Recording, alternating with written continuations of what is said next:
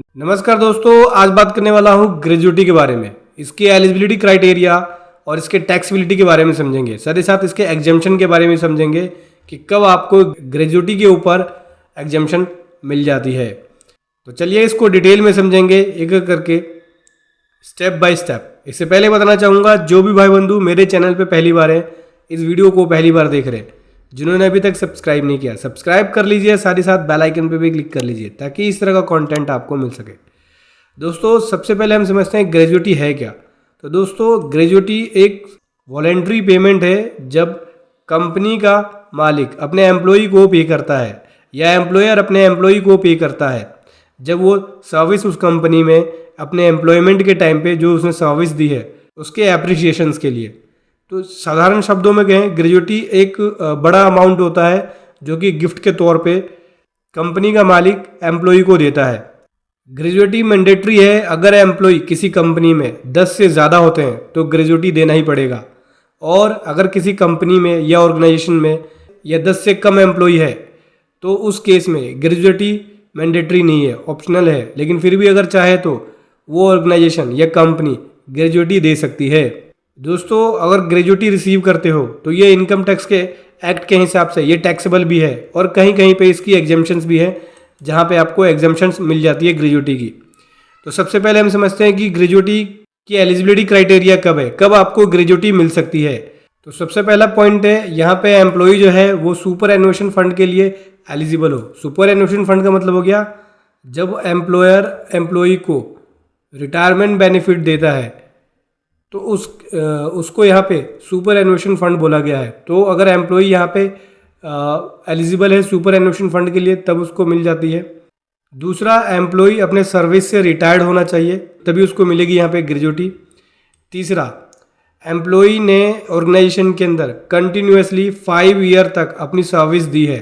ठीक है, तो ये अगर क्राइटेरिया फुलफिल करते हैं तो जो एम्प्लॉई है वो ग्रेजुएटी के लिए एलिजिबल हो जाता है। और अगर किसी एम्प्लॉई की डेथ हो जाती है तो उस केस में जो उसका नॉमिनी है वो एलिजिबल होता है ग्रेजुएटी रिसीव करने के लिए एम्प्लॉई के बिहाफ पे। अभी टैक्सेबिलिटी की बात करें तो जो भी ग्रेजुएटी का अमाउंट आप रिसीव करते हैं, एंटायर अमाउंट टैक्सेबल होता है इनकम टैक्स एक्ट के हिसाब से। लेकिन कुछ एग्जेम्पशंस भी हैं।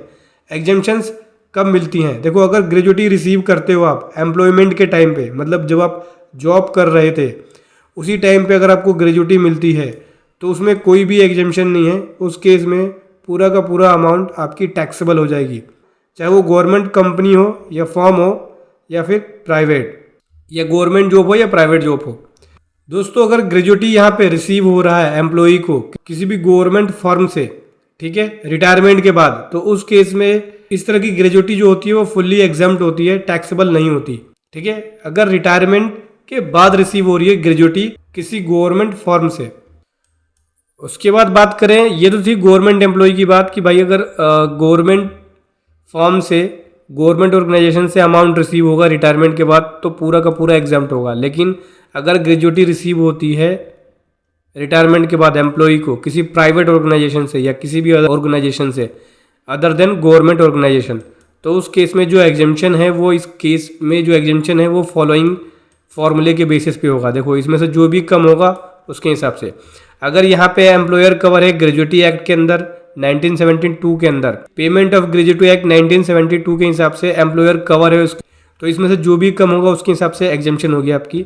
जो एक्चुअल ग्रेजुएटी रिसीव करी है 20 लाख रुपए, या फिर 15 मल्टीप्लाई जो लास्ट सैलरी निकाली है उससे multiply by tenure of working. Tenure of working का मतलब हो गया नंबर ऑफ ईयर, इसमें नंबर ऑफ ईयर से मल्टीप्लाई हो जाएगा और डिवाइड बाई 26। ठीक है, तो इसमें से जो भी निकलेगा वो जो सबसे कम होगा उसके हिसाब से आपको एग्जेम्पशन मिलेगी। और अगर एम्प्लॉयर कवर नहीं है ग्रेजुएटी एक्ट के अंदर, ठीक है, तो इसमें से जो कम होगा उसके हिसाब से आपको यहाँ पे उसकी एग्जेम्पशन मिलेगी। जैसे एक्चुअल ग्रेजुएटी रिसीव 20 लाख रुपए, या फिर 15 मल्टीप्लाई जो लास्ट सैलरी निकाली है मल्टीप्लाई टेन्योर ऑफ वर्किंग और divide by 30। Tenure of working का मतलब हो गया नंबर ऑफ ईयर। देखो, एग्जाम्पल के लिए मान के चलो कि मिस्टर रवि है जो कि 15/6/22 को रिटायर्ड हो रहा है और इसने अपने कंप्लीट किए हैं 26 ईयर 8 महीने, 26 साल 8 महीने काम किया। ठीक है, अब उसको जो ग्रेजुएटी रिसीव हो रही है 15 लाख रुपए रिसीव हो रही है, और उसने जो लास्ट सैलरी ली थी वो 50,000 रुपये ली थी। देखो, यहाँ पे 3 तरह के आंसर बनने चाहिए। पहला क्वेश्चन ये आता है कि अगर रवि प्राइवेट सेक्टर में काम कर रहा है और जिस ऑर्गेनाइजेशन में काम कर रहा है वो ग्रेजुटी एक्ट में कवर है तो कितनी एग्जेम्पशन बनेगी। दूसरा, अगर रवि प्राइवेट सेक्टर में काम कर रहा होता ऐसी कंपनी में जहाँ पे ग्रेजुटी एक्ट में वो कवर नहीं होती तो क्या आंसर आता, क्या एग्जेम्पशन मिलती। और यदि Ravi government employ government sector में काम कर रहा होता तो उस केस में अगर उसे रिटायरमेंट के बाद ग्रेजुटी मिलती तो क्या बेनिफिट मिलता, तो क्या उसका एग्जेम्पशन मिलता। देखो सिंपल सी बात है, अगर गवर्नमेंट एम्प्लॉय है और रिटायरमेंट के बाद ग्रेजुटी मिल रही है तो ये पूरा का पूरा अमाउंट एग्जेम्पशन हो जाएगा, मतलब पूरा का पूरा अमाउंट एग्जाम्प्ट हो जाएगा, इसके ऊपर इसको टैक्स नहीं देना। अब बच गई ये दो कंडीशन, इस दो कंडीशन में कैसे टैक्स की कैलकुलेशन होगी वो बता देता हूँ मैं आपको। देखो ए वाले में ग्रेजुटी रिसीव कितनी करी इसने 15 लाख रुपए, ठीक है। थ्योरेटिकल लिमिट कितनी है बता रखा है भाई, नॉन गवर्नमेंट एम्प्लॉय है और ग्रेजुटी एक्ट में कवर है तो इस केस में 20 लाख रुपए है। तो देखो 20 लाख रुपए की थ्योरेटिकल लिमिट हो गई और एलिजिबिलिटी क्राइटेरिया कितना हो गया, देखो यहाँ बता रखा है कि 15 मल्टीप्लाई बाई लास्ट सैलरी जो निकाली multiply by 10 hour of working और डिवाइड बाई 26। तो देखो 15 मल्टीप्लाई बाई लास्ट सैलरी 50,000 थी, मल्टीप्लाई बाई कितने हो गए 26 साल 8 महीने, तो टोटल 27 साल माना जाएगा। 27 साल डिवाइड बाई 26, तो देखो ये निकल गई एग्जेम्पशन, ये अमाउंट एग्जेम्प्ट हो जाएगा इतना, ठीक है। 7,78,000 मतलब 15 लाख पूरा का पूरा एग्जेम्प्ट नहीं होगा, पार्टली एग्जेम्प्ट होगा, वो भी 7,78,000। अभी ये उस केस में था जब एम्प्लॉयर ग्रेजुटी एक्ट में कवर था। दूसरा बात कर लेते हैं जब एम्प्लॉयर ग्रेजुटी एक्ट में कवर नहीं है तो क्या निकलता आंसर। ग्रेजुटी कितनी रिसीव करी 15 लाख रुपए, थ्योरेटिकल लिमिट कितना है 20 लाख रुपए, एलिजिबल ग्रेजुटी कितना हो जाएगा एग्जेम्पशन के लिए। तो देखो ये 15 मल्टीप्लाई बाई लास्ट जो सैलरी निकाली मल्टीप्लाई 10 आवर ऑफ वर्किंग और डिवाइड बाई 30, तो देखो यहाँ पे निकलेगा, देखो 15 मल्टीप्लाई 50 मल्टीप्लाई बाई 27 और डिवाइड बाई 30, 6,75,000 रुपये। अगर एम्प्लॉयर ग्रेजुटी एक्ट में कवर नहीं है तो उस केस में 6,75,000 की एग्जेम्पशन मिल पाएगी, क्योंकि इन तीनों में से सबसे कम कौन सा है 6,75,000 रुपये, जो सबसे कम है उसी की एग्जेम्पशन मिलेगी। 15 लाख रुपये तो कम नहीं है ना 20 लाख रुपये, 20 से 15 भले कम है लेकिन 15 से कम क्या है 7,78, तो इसमें एग्जेम्पशन 7,78 की है और इसमें एग्जेम्पशन 6,75 की है।